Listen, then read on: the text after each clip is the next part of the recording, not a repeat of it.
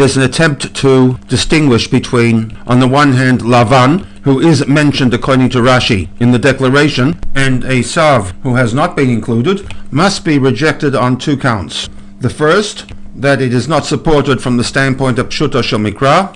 The second, on the basis of logic.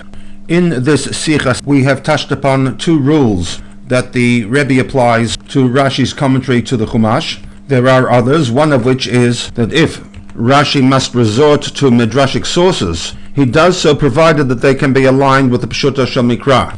The distinction between Lavan and EISAV is based upon the assumption that EISAV was a Yisrael, and as such, in God's reckoning, was not to be held accountable for his intent, because that intent did not translate into action, whereas Lavan was a non-Yisrael, an Arami, according to the text, and as such is held accountable even though his plans did not translate into an act of violence.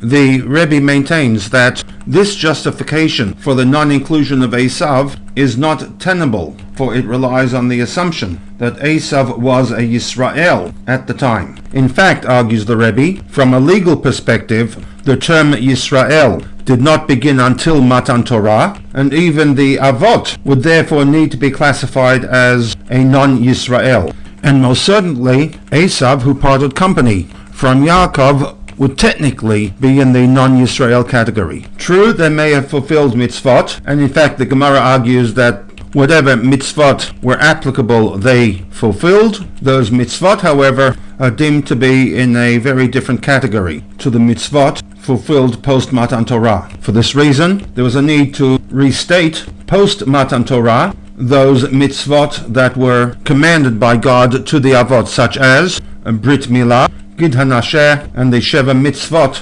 D'Bnei Noach. And while we consider Avraham to have been the first Jew, this would be more in line with an ethnic identity rather than a legal status.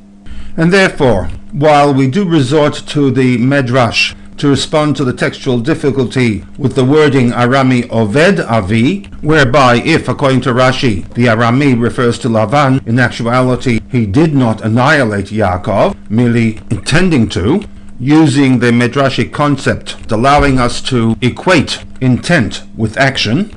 But then we are faced with the problem of the non-inclusion of EISAV. In order to distinguish between Lavan and EISAV, we must then employ a second Midrashic concept of Yisrael and non-Yisrael, and that EISAV was at the time a Yisrael.